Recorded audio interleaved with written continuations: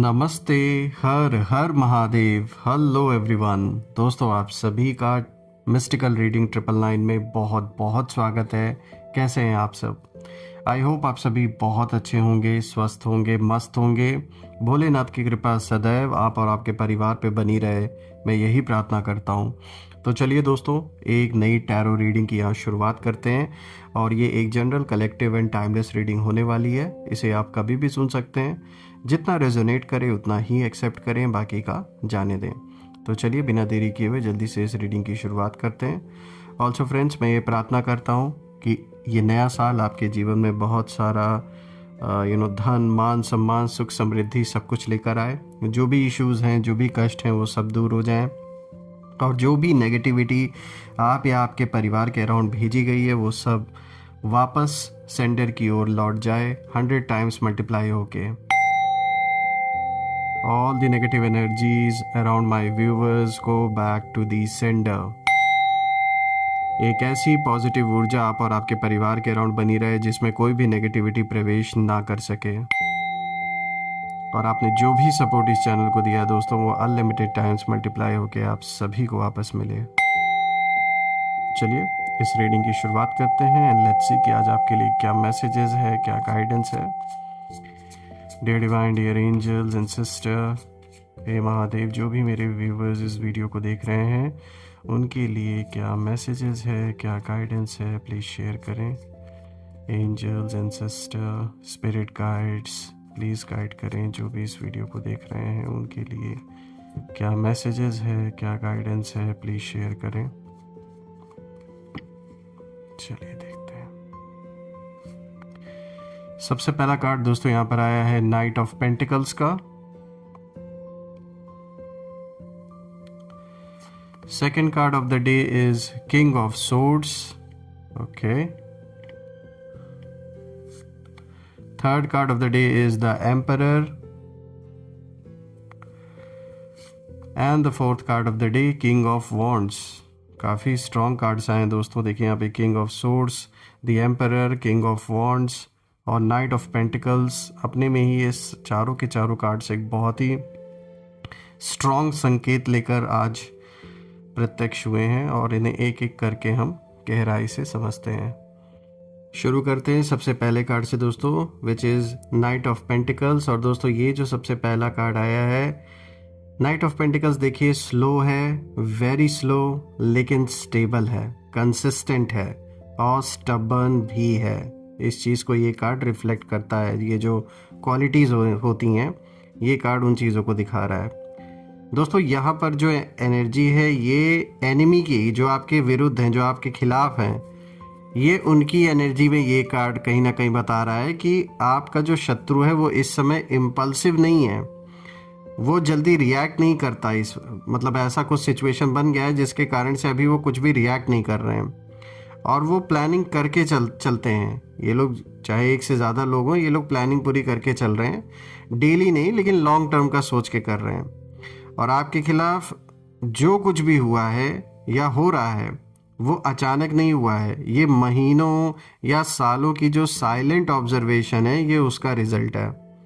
देखिए आप शायद सोचते होंगे कि मैं तो अपने काम में लगा हूँ या लगी हूँ, किसी से ना लेना है ना देना है, लेकिन ये कार्ड ये दिखा रहा है कि आपको बिना बताए ऑब्जर्व किया गया है। आपकी रूटीन, आपकी हैबिट्स, आपकी जो भी मतलब वीक मोमेंट्स हैं जीवन के, उनको नोटिस, सब कुछ नोटिस किया गया है। और यहाँ जो एनिमी की एनर्जी है यहाँ साफ दिखाती है कि वो लोग किसी रश में नहीं है, वो वेट कर रहे हैं अभी इस वक्त और सही समय पर वार करने की सोच रहे हैं। देखिए यही वजह है कि आपको लगता है कि अचानक सब उल्टा क्यों होने लगा, ऐसा सवाल उठता होगा। तो ये अचानक नहीं है दोस्तों, ये स्लो पॉइजन स्ट्रैटेजी है मैं कहूँगा। लेकिन एक बहुत इम्पॉर्टेंट बात ये दोस्तों कि night of pentacles emotionally cold नहीं होता, वो प्रैक्टिकल होता है और लालची नहीं होता। तो इसका मतलब ये भी है कि जो एनिमी है वो इमोशनली ऑब्सेस्ड नहीं है अभी, बल्कि मटेरियल या फिर कंट्रोल बेस्ड मोटिव इनका है। मनी, पोजीशन, इन्फ्लुएंस या फिर ईगो सेटिस्फैक्शन। और हाँ, ये जो पर्सन है ये आपके सामने बहुत नॉर्मल दिखता है, कभी कभी तो हेल्पफुल भी बनने की कोशिश करता है या करती हैं, लेकिन अंदर ही अंदर कंपैरिजन चलता रहता है इनके अंदर आपको लेकर। तो थोड़ा सा आपको यहाँ अलर्ट रहने की ज़रूरत है, क्योंकि बहुत समय से इन्होंने प्रयास बहुत कुछ किया लेकिन ये कुछ नहीं कर पा रहे हैं, तो इसीलिए अब ये शांत होकर सिर्फ आपको ऑब्ज़र्व कर रहे हैं। तो इसीलिए थोड़ा आपको हर चीज़ पर ध्यान देने की ज़रूरत है कि आप किन से मिल रहे हैं, किन से क्या शेयर कर रहे हैं, इन सारी चीज़ों को थोड़ा सा देखने की ज़रूरत है। अब अगर हम दूसरे कार्ड को देखें तो यहाँ पे देखिए किंग ऑफ सोर्ड्स का कार्ड आया, और दोस्तों अब यहाँ पर ना जो गेम है वो पूरा चेंज होता हुआ मुझे दिख रहा है, क्योंकि किंग ऑफ सोर्ड्स मन का राजा यानी माइंड का जैसे किंग है। यहाँ लॉजिक, मैनिपुलेशन, वर्ड्स, प्लानिंग सब इसी के अंडर आता है। और यहाँ अगर हम एनिमी की ऊर्जा देखें तो यहाँ साफ दिख रहा है कि ये डायरेक्टली नहीं लड़ेंगे, ये नैरेटिव बना रहे हैं सिर्फ आपके बारे में, उस बेसिस पे ये लड़ाई लड़ रहे हैं। आपके खिलाफ बातें बोली गई हैं, कुछ बातें ट्विस्ट करके यानी कि जो सच है उसे घुमा फिरा के बताया गया है, कुछ आधी सच्चाई बताई गई है, और ये सब इमोशनल ड्रामा से नहीं बल्कि कोई ऐसा है जो इनका साथ दे रहा है ये सब कुछ करने में, किसी और का दिमाग है जो इनकी हेल्प कर रहा है या कर रही हैं। और आपके आसपास कोई ऐसा है जो बहुत स्मार्ट दिखता है, उसकी जो इनकी जो लैंग्वेज है वो बहुत शार्प है, बातों से शब्दों से खेलना इन्हें अच्छी तरीके से आता है, बातों में फंसाना इन्हें अच्छी तरीके से आता है।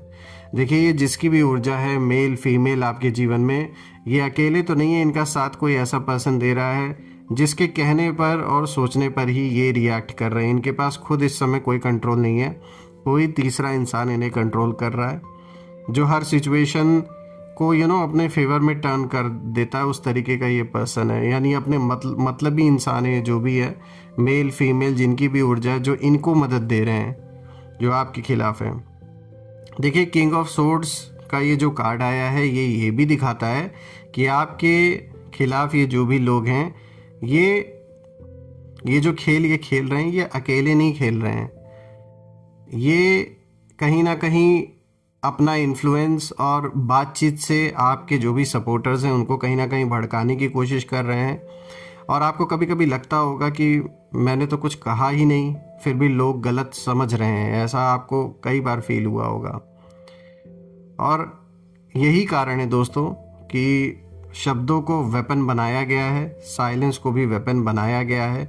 और सबसे डेंजरस बात है, ये एनिमी खुद को बहुत सीधा सच्चा ये दिखाने की कोशिश करते हैं, ये दुनिया के सामने यही दिखाते हैं कि इनके साथ कितना गलत हुआ है और गलत करने वाले आप हैं।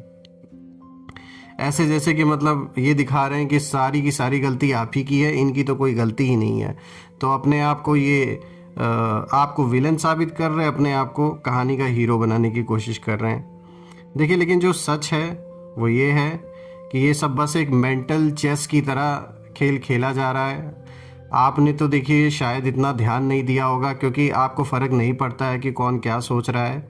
लेकिन यहाँ साफ दिख रहा है कि जो भी लोग आपको सपोर्ट करते आ रहे थे, जो भी आपकी हेल्प करते आ रहे थे, उन लोगों को भड़काने का काम ये कहीं ना कहीं पहले भी इन्होंने किया है, अभी भी ये कर रहे हैं।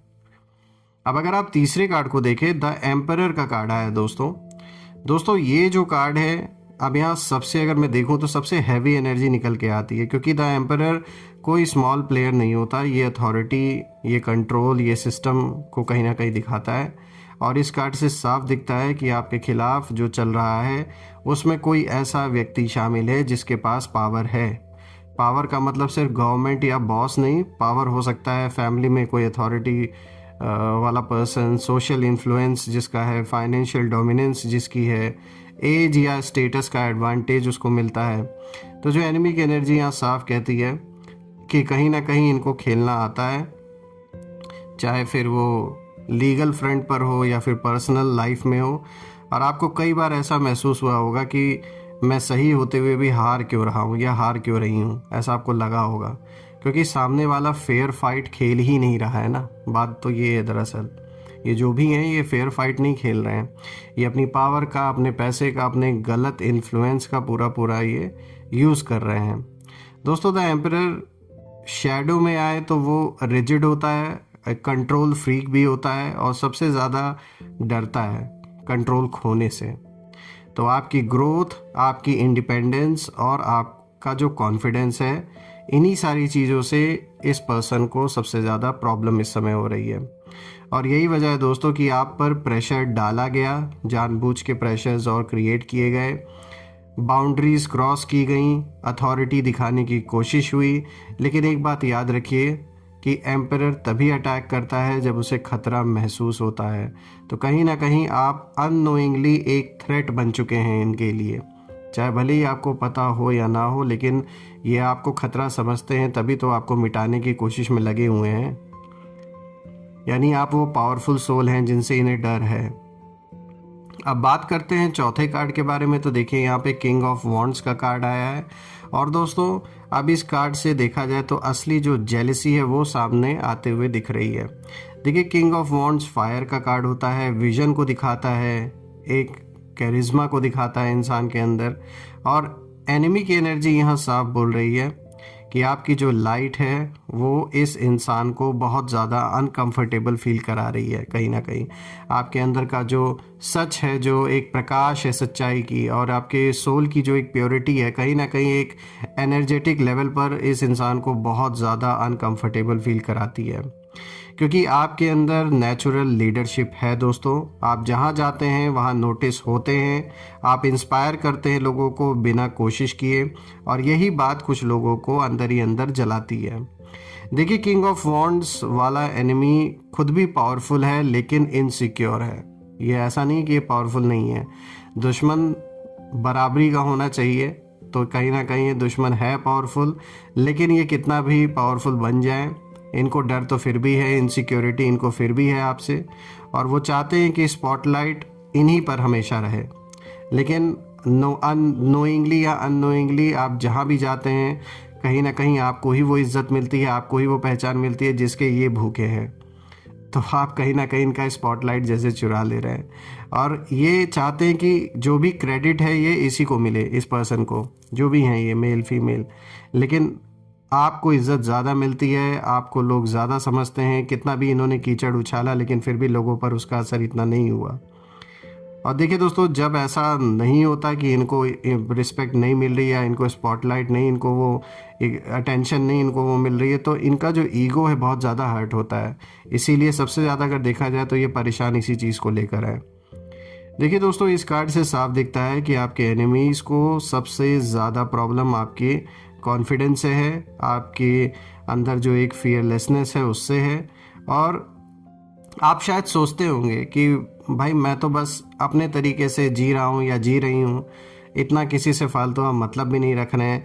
लेकिन कुछ लोग उसे ना चैलेंज समझ लेते हैं। भले ही आप उस चीज़ पर गौर करें या ना करें, लेकिन आपके अराउंड ऐसे लोग हैं जो आपसे बहुत ज़्यादा इनसिक्योरिटी फील कर रहे हैं, जल रहे हैं, इसीलिए अपने पावर, अपने पैसे, हर चीज़ का ये इस्तेमाल कर रहे हैं, कहीं ना कहीं किसी न किसी तरीके से आपसे दुश्मनी निकालने के लिए।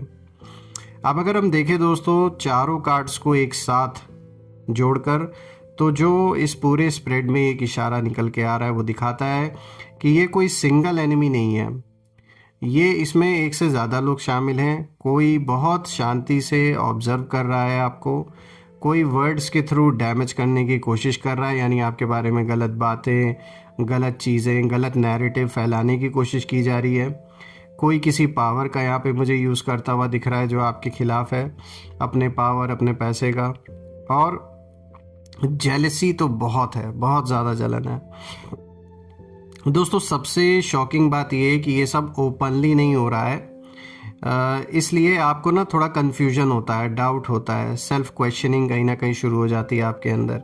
लेकिन कार्ड साफ कह रहे हैं आप वीक नहीं हैं, आप टारगेटेड हैं। और वजह यही है क्योंकि आप में वो पोटेंशियल है जो दूसरों को इनसिक्योर बना देता है।